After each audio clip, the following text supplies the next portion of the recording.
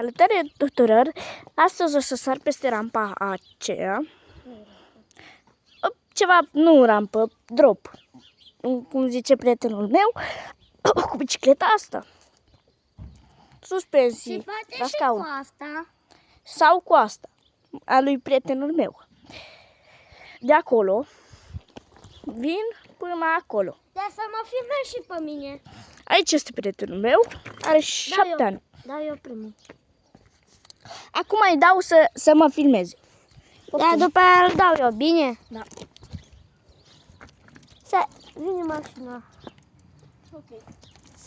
Ronaldo. Iha.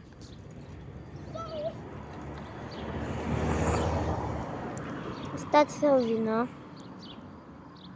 Mașina stop. Dă-l. Leger.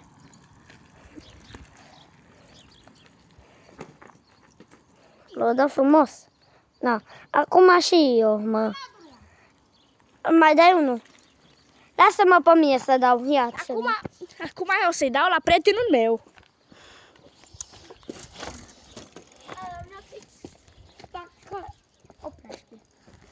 Avem aici prietenul meu, stați un pic că vorbesc cu voi. Bicicleta asta e bombă. Discuri de frână. Nu, discuri de n-are discuri, de fapt. Sorry. Suspensii și astea. Gata. Prietenul meu am să dă. Imediat se dă. Acum, până atunci, arătăm la bicicleta asta foarte faină. Mountain bike. N-are schimbător.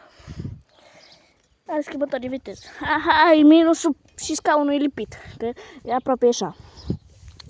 În rest, mere bine. De fel.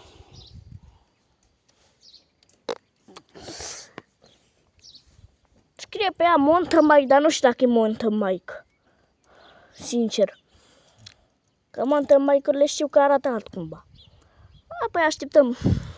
Că eu picat lanțul la prietenul meu și așteptăm amu să și-l facă. Și după dă dropul.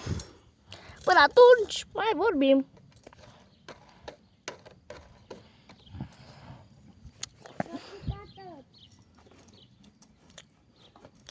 Eu am picat tot lanțul, stați un pic că mă duc să-l ajut. Gata, a terminat. Uitați-l. Hai, du-te, Vlad. Du-te, Vlad. Bagă-i.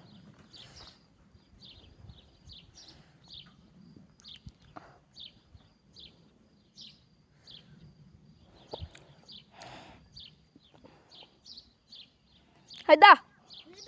Da.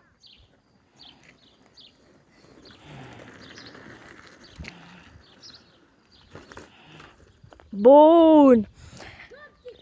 Cu